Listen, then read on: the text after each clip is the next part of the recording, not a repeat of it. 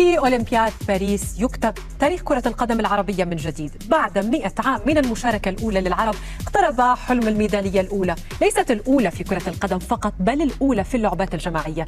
منتخب مصر والمغرب في نصف النهائي. الآن يمكننا أن نحلم مشاهدينا، بل الآن علينا أن نحتفل بإنجاز عربي وشيك.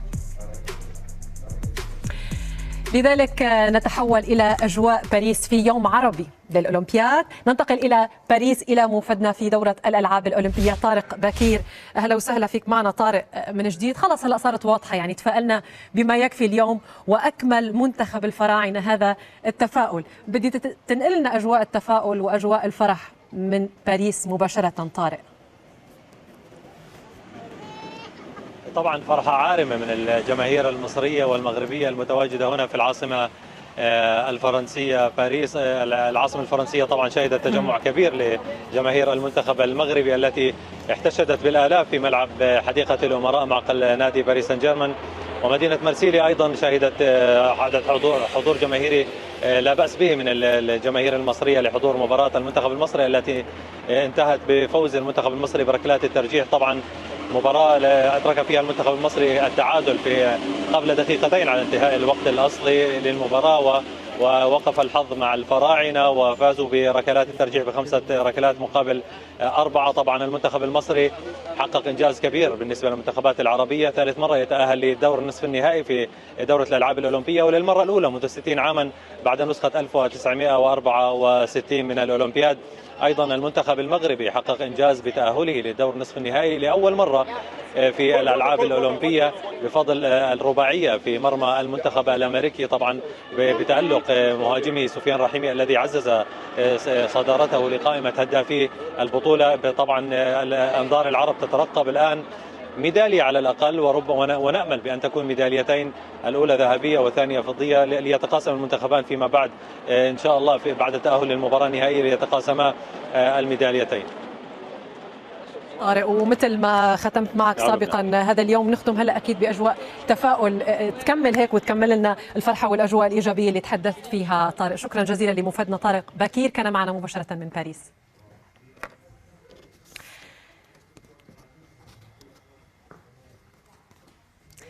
دائما مشاهدينا مع كرة القدم، الواقع أن الكرة في الأولمبياد تعتبر لعبة هامشية نوعا ما، في دورة فيها ألعاب قوة وسباحة، أرقام تحطم وإنجازات غير مسبوقة. كانت الكرة في الظل دائما.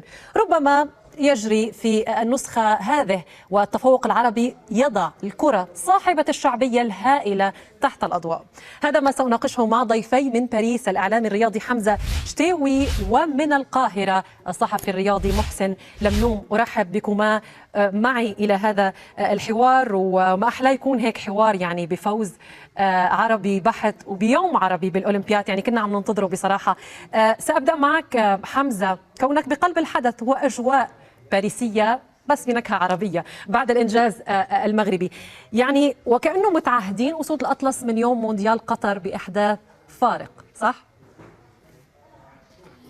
أكيد. أولا مساء النور وشكرا جزيلا زميلتي، ومرحبا كذلك بالضيف الكريم وبكل مشاهدي قناة سكاي نيوز. أكيد المنتخب المغربي الأولمبي يكتب التاريخ في دورة الألعاب الأولمبية الصيفية باريس 2024، وعلى نفس خطى أسود الأطلس وما فعلوه في مونديال قطر 22 قبل سنتين. المنتخب المغربي وصل عن جدارة واستحقاق وبلغ المربع الذهبي لهذه الدورة الأولمبية الصيفية التي تعتبر من بين أهم البطولات الكروية التي شارك فيها مجموعة من اللاعبين الأساطير، يعني أساطير كرة القدم على امتداد سنوات. المنتخب المغربي اليوم ضرب منتخب بلاد العمصام المنتخب الأمريكي واكتسحه برباعية نظيفة. بالنتيجة والأداء تألق رفاق أشرف حكيمي، الرجل الذي كان مستأنسا بجنبات حديقة الأمراء كيف لا وهو يعرف جيدا هذا الملعب بحكم أنه لاعب لممثل العاصمة الفرنسية نادي باريس سان جيرمان. فاليوم المنتخب المغربي أكد جدارته وأكد تفوقه في المباريات الماضية. كان هناك تعثر واحد فقط أمام منتخب أوكرانيا، وربما ضارة نافعة، لأنه تلك المباراة جعلت المدرب طارق سكيتي وباقي اللاعبين يصححون المسار. واليوم المنتخب المغربي أقول بكل صراحة وبكل ثقة على أنه يطمع في ميدالية ذهبية أولمبية وليس فقط في أي معدن. هذا ما ننتظره طبعا بكل تأكيد، وليس بعيدا على منتخب أسود الأطلس. طيب الجهة المقابلة اللي كمل فرحتنا، خلينا نقول سيد محسن كمان، بدي بارك لك بفوز الفراعنة رغم أنه تعب وكانت مباراة صعبة، ما رأيك بها؟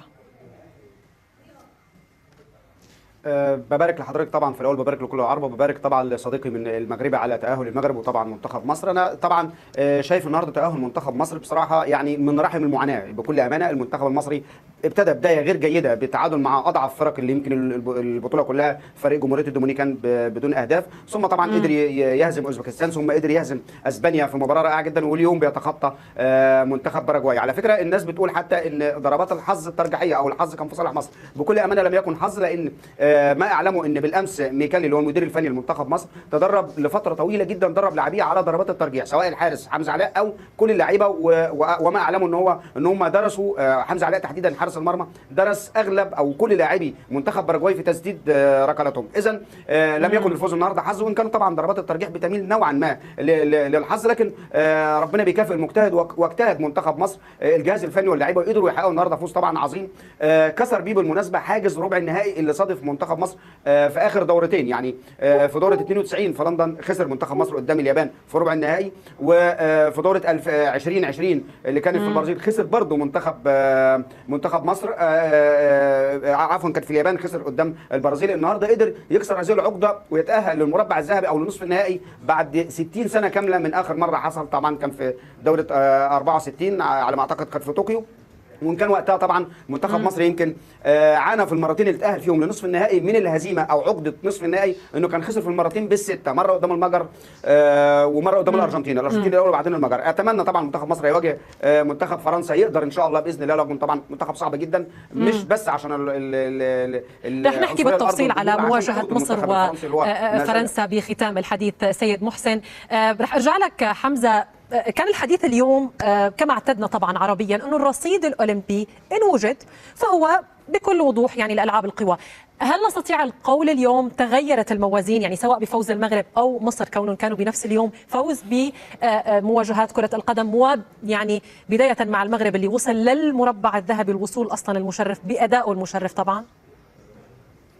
أكيد من حقنا أن نطمع. المنتخب المغربي ومنتخب الفراعنة منتخبان اليوم سيقارعان من أجل الحصول على الميدالية الذهبية مع منتخب إسبانيا ومنتخب فرنسا. المنتخب المغربي أقول يعني بحكم أن يعرف تفاصيل المنتخب الوطني، منتخب لديه يعني أسماء كبيرة، لديه تقريبا اليوم لدينا 6 لاعبين يلعبون مع المنتخب الأول وهم بعمر لاعبين أولمبيين، ولدينا 3 لاعبين الذين يسمح بهم القانون فوق 23 سنة. والجميل أن 3 لاعبين الذين استعان بهم طارق السكيتي وهم في أوج عطائهم: أشرف حكيمي مع البي اس جي، سفيان رحيمي افضل لاعب في دوري ابطال اسيا، ومنير المحمدي الذي اقول شخصيا ليس له ما ينقصه من امكانيات بالمقارنه مع ياسين بونو، حارس مرمى كبير بامكانيات كبيره ويقدم نفسه كاسد يزأر من الخشبات الثلاثه. اليوم المنتخب المغربي اقول على انه من بين المنتخبات المرشحه للتتويج بالذهب. لا اقول على اني ابالغ في التفاؤل، ولكن اليوم على الورق يعني بكل حياديه اقول لما تقرا يعني لاعبي المنتخب المغربي لاعب ومنتخب لاعبي منتخب حتى اسبانيا ومصر وفرنسا، قول أن المنتخب المغربي عنده حظوظ اليوم. كذلك هناك نقطة جوهرية في مشاركة المغرب في هذه الدورة الأولمبية، هو أن اليوم المنتخب المغربي يستفيد من الحضور الجماهيري الكبير. تقريبا لما انتهت الجولة الأولى اليوم خرجت من ملعب حديقة الأمراء وجدت العشرات من الجماهير المغربية لم تجد التذكرة لتدخل الملعب كان ممتلئا عن آخره. أشرف حكيمي قال بالحرف الواحد وكأننا نلعب في المغرب. فبذلك اليوم الجماهير تسألني حتى عن تذاكر المباراة الثانية، مباراة النصف النهائي التي ستلعب في مارسيليا. السوق السوداء اشتعلت بشكل كبير من أجل تذاكر، فبذلك هذه المؤازرة وهذا الدعم يصب في مصلحة الأسود الأطلس من أجل جميل جدا هذا الدعم الجماهيري، ولطالما كان هو يعني يحدث فارق كبير بكل تأكيد. سيد محسن، إذا فيني أن لك نفس السؤال، هل ترى طريق الفراعنة بعد أداء اليوم سيضع بصمة للمنتخب المصري بعالم الأولمبياد؟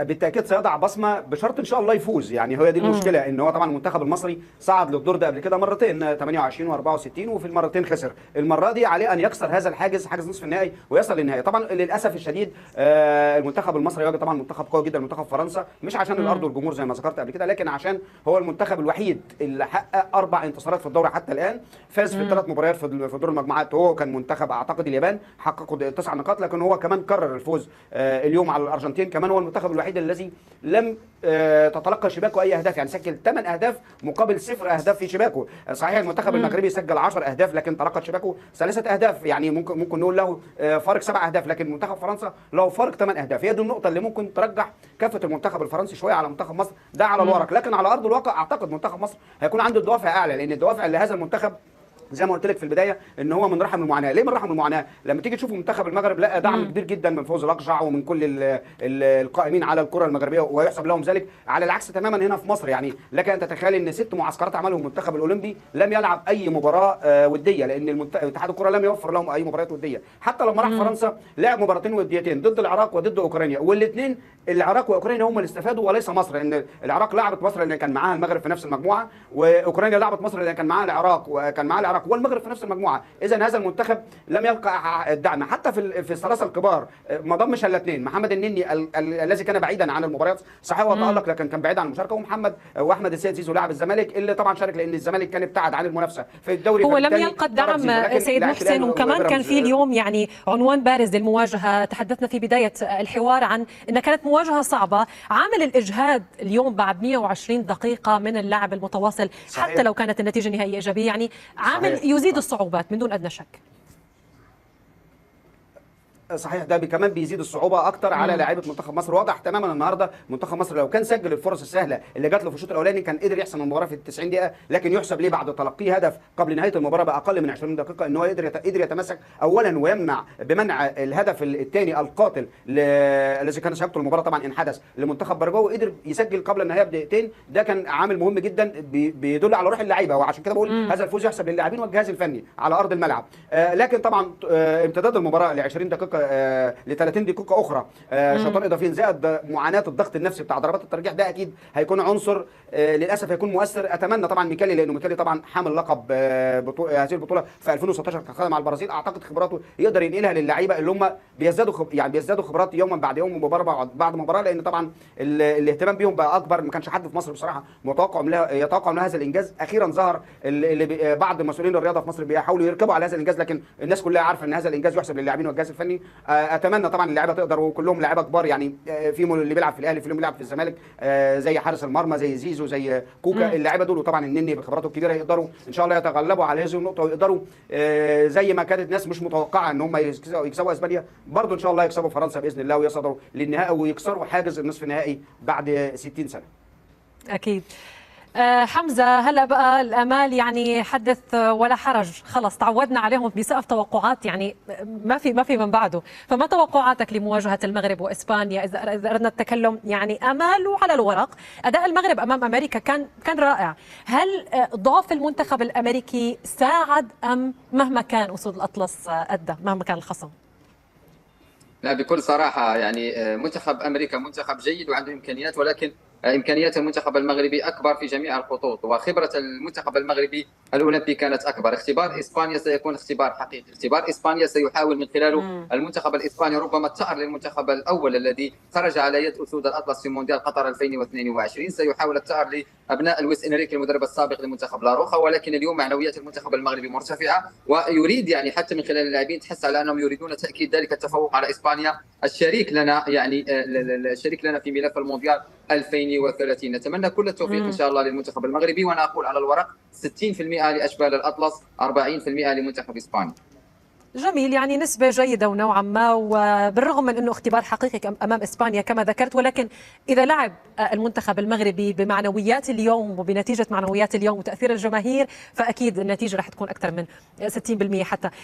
لأختم معك سيد محسن، بالنسبة لمصر وفرنسا تحدث عن تفاصيل هذه المواجهة، ومواجهة صاحب الأرض لها رهبتها يعني مهما كان، بس بدي منك بالختام يعني إذا في نصيحة أو رسالة توجهها للاعبين أو الجهاز الفني، ما أهم ما يحتاج منتخب الفراعنة للتركيز عليه أمام مواجهة صاحب الأرض؟ باختصار شديد جدا ان يامنوا بنفسهم وبقدراتهم، وما فيش اي تاثير خالص لعمل الارض والجمهور. ده مع يعني في وجهه نظري مش موجود اكتر، ما بقاش موجود يمكن في كره القدم الحديثه. منتخب مصر رغم صعوبه المنتخب الفرنسي بالارقام اللي شرحتها لحضرتك، لكن انا متفائل بمنتخب مصر ان هو اللاعب المصري لما بيتحط تحت ضغط بيقدر بيظهر بشكل كبير. عشان كده انا متفائل بهذه المواجهه. اكيد اتمنى فوز منتخب مصر، لكني اتوقع اصلا ايضا تاهل منتخب مصر. يمكن النسبه بالنسبه لي تفوق ال 50% لصالح منتخب مصر. حابب بس اضيف حاجه للمنتخب المغربي. انجاز المنتخب المغربي في مونديال قطر كان ابتدى بتفاؤل مصري لما مصر هزمت بلجيكا اللي كانت مع نفس في مجموعه المغرب يعني. والمباراه دي كانت وديه، كانت في الكويت. بالظبط. كان المغرب حتى القناه المغربيه نقلت هذه المباراه واستفادوا منها، لان بلجيكا كان وقتها المصنف رقم 2 على العالم. المنتخب المغربي يومها فاز على منتخب بلجيكا بهدفين نظيفين في دور المجموعات، وكان ده فتح الطريق طبعا للتاهل للوصول للمربع الذهبي. برضه منتخب مصر في هذه البطوله فاز على اسبانيا اللي هيواجهه منتخب المغرب يوم الاثنين. ان شاء الله المنتخب المغربي يستفيد من مواجهه مصر مع اسبانيا، ويكون فأل حسن على المنتخب المغربي يوصل للنهائي يعني ويصل شقيقه المصري بعدها على طول في نفس حمزة، اليوم. يعني تفاؤل يضاف على كل تفاؤلك، ونسبة 60% اللي توقعتها للمغرب وإسبانيا بكفي هو تفاؤل أو الدعم أكيد. سيد محسن اللي وصلكم مباشرة من مصر. فإذا أردنا الإضافة على هذا التفاؤل، بس إضافة يعني واقعية أكثر، إذا بدي أسألك بآخر دقيقة معنا، ماذا تخشى يعني أمام إسبانيا أو على المنتخب المغربي بأدائه؟ لماذا تخشى عليه يعني إذا أردنا أن نحدد بالضبط؟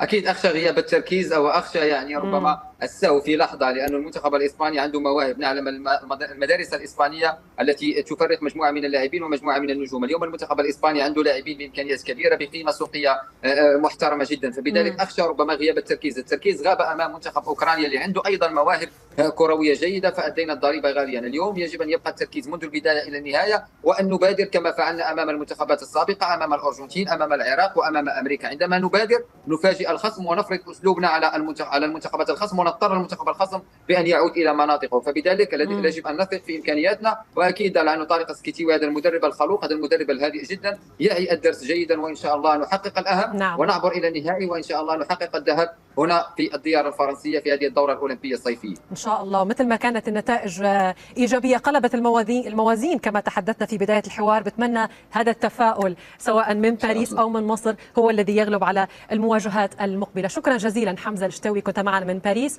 وشكر موصول لسيد محسن لملوم كان معنا مباشره من القاهره.